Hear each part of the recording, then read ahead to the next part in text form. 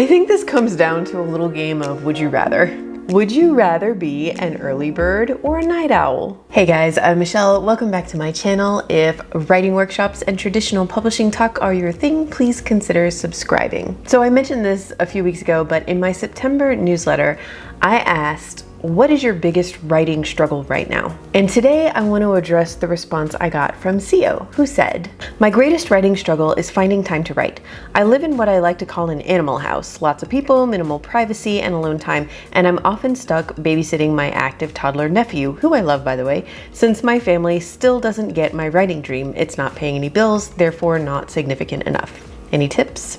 Okay, so I brought this up in a recent vlog because I kind of wanted to crowdsource a response. I was especially interested in hearing from those of you who live in large households, especially if you've got kids, and you guys did not disappoint. I got so many great comments on that video with tons of helpful tips for you, CEO, and for anybody else who's experiencing the same struggle right now. So let's get into it. Okay, first off, I know this is gonna sound super obvious, but I feel like it really needs to be said. Remember that online life is not actually representative of reality. If you open Instagram and you see an author post a photo of herself floating in an infinity pool with a waterproof laptop and she's gazing out at the mountains and eating chocolate and writing the next great American novel, and the caption is like, thanks Godiva for sponsoring, that is not reality. We all know this, but that doesn't mean that seeing those images or those videos of authors who make their writing routines and their writer's life look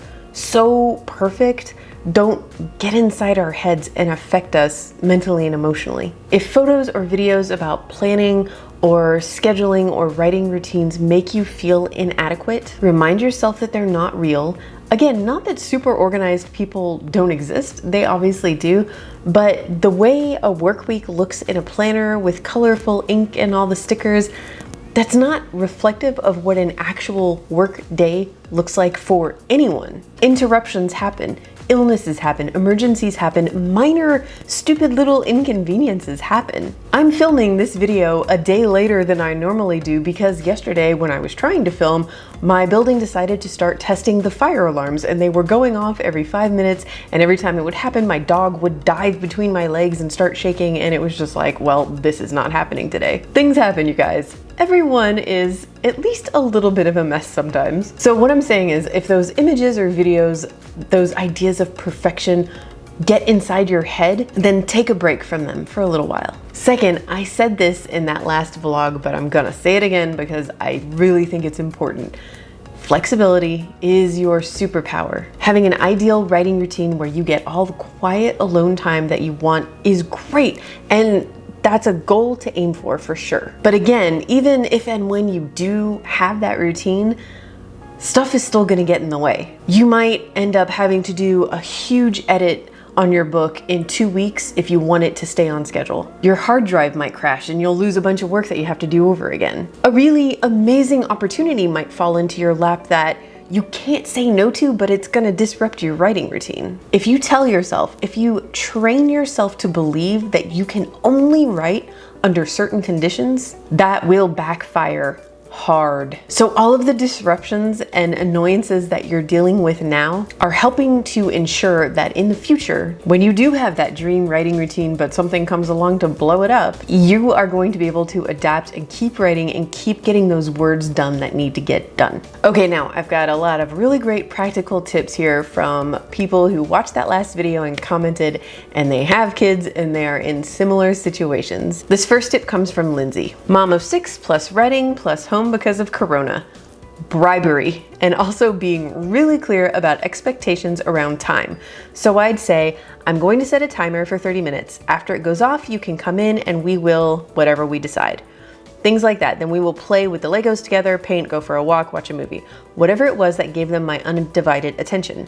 The timer was key though, and taking the 10 to 15 minutes before a writing sprint to mentally go over the story and what I wanted to write in that sprint made the 30 minutes strictly about writing and not taking the time to get into the zone. Really great advice here. I love what she said about taking that 15 minutes before a sprint to kind of get your head in the right place. I think we all do this anyway when we're cooking or cleaning or doing laundry or chores or whatever. We daydream about our books, we get into that zone, right? Use that to your advantage. Let your mind wander into a story before the sprint, and then during the sprint, those words are gonna fly out. I also really love Lindsay's timer suggestion because that's something that I found worked really well for me as a teacher when I taught younger students like kindergarten, first, second grade, that age range. Another option that might work really well depending on the kid is to actually include them in your sprints. Make it a creativity sprint. What is something fun and creative that the kids in your house really love to do? What are they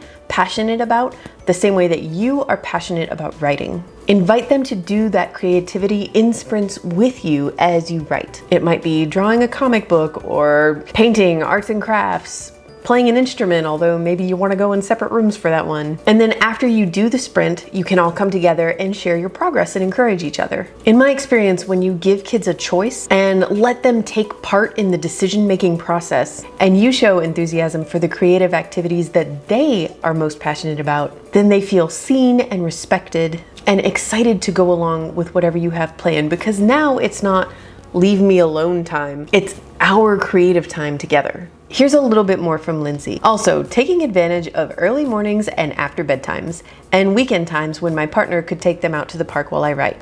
But really being kind to yourself. It's messy and there's no rhythm to it for me. Just doing what I can when I can. Absolutely, yes. In fact, a few other people had very, very similar suggestions here. Kanashi said, I wrote at night when everyone with their talking and demands on my time and interruptions were asleep, and I'd stay up till 3 or 4 most writing stints, knowing I could usually sleep in. I am a night owl, so this was also when my brain actually functioned enough to get things done. I get though that for people with actual lives and jobs and family, themselves being the career and not the kid, or school even, this is likely a poor solution. I don't think so. I think being a night owl can work really well, especially if you have kids who are young enough that they're going to bed at an early time, or kids who are old enough that maybe their wind down time at night is just chatting with their friends, being on the internet, watching YouTube videos, whatever they're doing. That might be the best time for you to do some writing as well. Debbie had a similar suggestion. So I get up about an hour and a half before the kids get up to work on my creative stuff. And also Amy. I have 3 kids and a 3-legged dog who have all conspired and determined that when I am procrastinating, they are nowhere to be seen or are sleeping, snuggling quietly next to me. And when I decide to be productive, they suddenly need me and only me to walk them, talk to them, listen to their stories, settle their arguments, etc. without fail. I chalk it up to the laws of the universe. It does usually mean, however, that my most productive times are either when I'm out of the house or after everyone is asleep. I think this comes down to a little game of would you rather.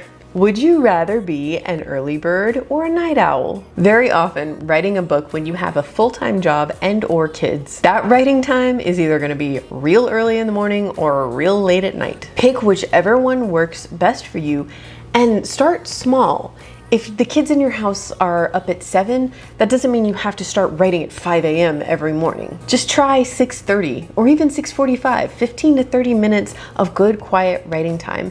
And if it's working for you and you're seeing progress, then just start inching the time back little by little. Heather had a really fun suggestion for how to work when everything is just noisy and chaotic in your house. Can I just add that if you're forced to write in a chaotic environment, it helps to pretend you're a newspaper writer in the age of typewriters. The noise of the newsroom was deafening. Not just the mechanical clattering, but the opinionated coworkers looking over your shoulder and shouting in your ear. Sheesh. If people can learn to work in that environment, most of us can learn to manage interruptions at home. In the 90s, I wrote magazine features at the kitchen table with 4 little kids running around, so I speak from experience. That is such a good point. Newsrooms are a great example, and they are certainly not the only office or workplace that demands people to do really intense work in really high stress environments and situations. Doctors and nurses come to mind. In an ideal world, we would all have writing cabins in the mountains with endless supplies of coffee and tea and all the quiet we need. But the reality is that many, maybe even most professions require people to do important work under less than ideal conditions. And I kind of love this idea of pretending you're an old school reporter working on a big scoop while the newsroom is all chaotic energy around you. I've got another really great suggestion here from Marva. I do not live in a house with a bunch of kids and other people. I live alone in my late 60s, but I still get constant interruptions by phone, text, email, to where I just have to turn my phone off. I know that 99.9% of the interruptions are not that important. When I'm focused on writing, it's just easier to turn the phone off. Also, what I have been doing in the past 2 weeks is going through a lot of word processing apps on my phone and iPad and looking for old writing.